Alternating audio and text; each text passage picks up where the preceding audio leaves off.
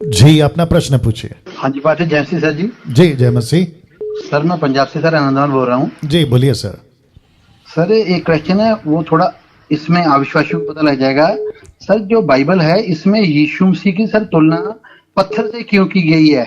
क्योंकि पिता पुत्र पवित्रात्मा सेम है, लेकिन परमेश्वर की तुलना या पवित्र आत्मा की तुलना पत्थर से नहीं की गई है। लेकिन जब जब यीशु मसीह का जिक्र आता है और कई प्रचारकों के द्वारा या विश्वक्तों द्वारा यीशु मसीह की तुलना सर पत्थर से की जाती है। ओके, तो इसमें आपका इसके प्रश्न बारे में क्या सर है? थोड़ा। नहीं, जी सर। इसमें आपका प्रश्न क्या है? सर प्रश्न यही है कि जब यीशु मसीह की तुलना की जाती है तो उसे जीवते पत्थर की तुलना क्यों की जाती है?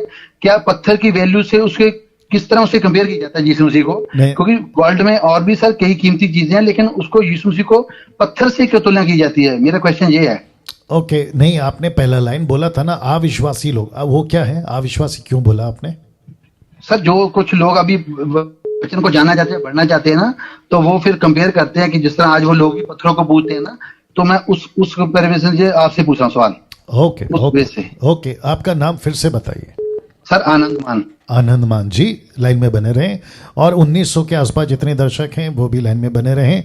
आनंदमान जी का कहना है कि यीशु मसीह की तुलना पत्थर से क्यों की गई? जब मैं इनको सुन रहा था तो मुझे लगता है 2-3 साल पहले मुझे भी किसी ने बोला कि पत्थर बोल उठेंगे। फिर एक वचन कहता है कि पत्थरों को पूज रहे हो, है ना, पौलुस एथेन में जब था। तो ऐसे करके ना बहुत सारे कॉन्ट्रडिक्ट स्टेटमेंट्स हैं, लेकिन अगर उसको ठीक से समझोगे तो कोई भी लाइन स्क्रिप्चर आपस में कॉन्ट्रडिक्ट नहीं है। क्यों? क्योंकि इन सब का ऑथर एक ही है, इन सब का चलाने वाला परमेश्वर पवित्र आत्मा एक ही है। एक और आ रहा है दिमाग में, शायद इसमें थोड़ा हेल्प हो जाएगा।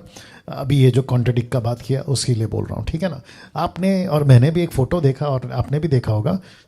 एक व्यक्ति है, ऊपर है, उसके ऊपर एक चट्टान का टुकड़ा आके गिर जाता है। बीच में उसकी पत्नी, गर्लफ्रेंड, जो भी बोलो, एक लड़की लटक रही है, उसको वो खींचना मांग रहा है। तो लड़का जो ऊपर उसको खींच रहा है, उसके पीठ पे बड़ा सा पत्थर आके गिर गया। नीचे जो लड़की है वो गिर रही है, उसने उसका हाथ पकड़ा है, लेकिन दोनों के बीच में एक गैप है और उसमें वहां पे कोबरा खड़ा है, कोबरा सांप आ गया। तो लड़की कह रही है कि अगर मैं ऊपर आऊंगी ये कोबरा काटेगा। ऊपर लड़का कह रहा है ये ऊपर आ क्यों नहीं रही है? क्योंकि मेरे अंदर खींचने की ताकत नहीं है। तो लड़की को नहीं पता कि ऊपर क्या हो रहा है, लड़के को नहीं पता कि लड़की के साथ नीचे क्या हो रहा है। ये दिक्कत है। और एक बोल देता हूँ। एक व्यक्ति पानी पी रहा था, कुएं का पानी निकाल के पानी पी रहा था। दूसरे में आदमी आता है, गोली मार देता है जो पानी पी रहा था। तीसरा आता है, जो मर गया उसका बटुआ ले जाता है। चौथा आदमी ये सब देख रहा है। उसने क्या देखा? पानी पी रहा था, बंदूक मार दी, गोली मार दी, तीसरा आदमी बटुआ ले गया। वो पूछ रहा है, ऊपर वाले परमेश्वर, ईश्वर, ये अन्याय है, अन्याय, ये तेरे राज्य में कैसा है? तो क्योंकि कहानी है, ऊपर से आवाज आई, कुछ भी अन्याय नहीं है, सब सही है। बोला सही कैसे हो सकता है? मुझे अभी जवाब चाहिए। तो आवाज़ आई कि अभी नहीं, बाद में, तो समझ जाएगा। नहीं, मुझे अभी जवाब चाहिए। तो आपको भी जवाब चाहिए होगा, ऐसी जल्दबाजी उसमें भी थी। और मैं भी बता देता हूँ, जिस व्यक्ति को गोली मारी, जो पानी पी रहा था ना, वो जेल से भागा हुआ डाकू कैदी। जिसने गोली मारी वो पुलिस वाला, और जो बटुआ ले गया वो उसका खुद का बटुआ था। तो इसमें अन्याय कहाँ है?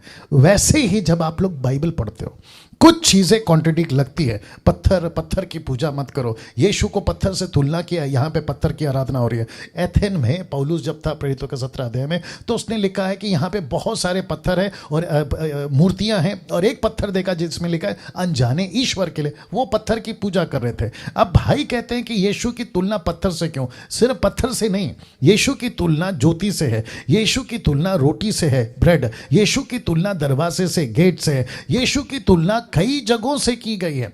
इस पृथ्वी के वासी हैं, नाम भूल गए, आनंदमान जी, यीशु इस पृथ्वी पे आए ना भैया, और यीशु का प्रचार इस पृथ्वी पे था। यीशु जिसको प्रचार करेगा वो पृथ्वी के लोगों को करेगा। तो एग्जाम्पल कहाँ का लेगा? इसी पृथ्वी का।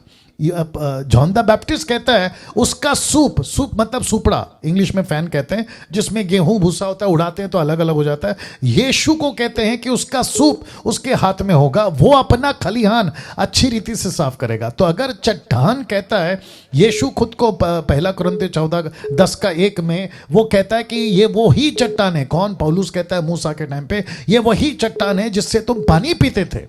तो चट्टान, ध्यान से सुनना, चट्टान मजबूती को दर्शाता है, चट्टान स्टेबिलिटी को दर्शाता है। अगर परमेश्वर को बताना हो मैं मजबूत हूं तो एग्जाम्पल कहां का लेगा ब्रदर?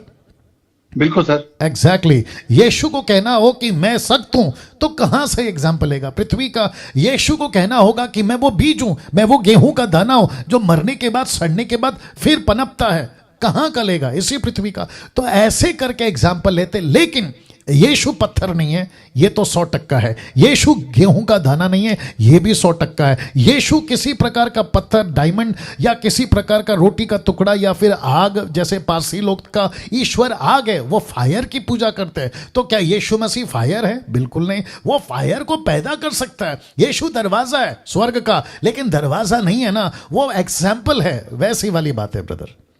जी सर। या आई होप आप समझ गए।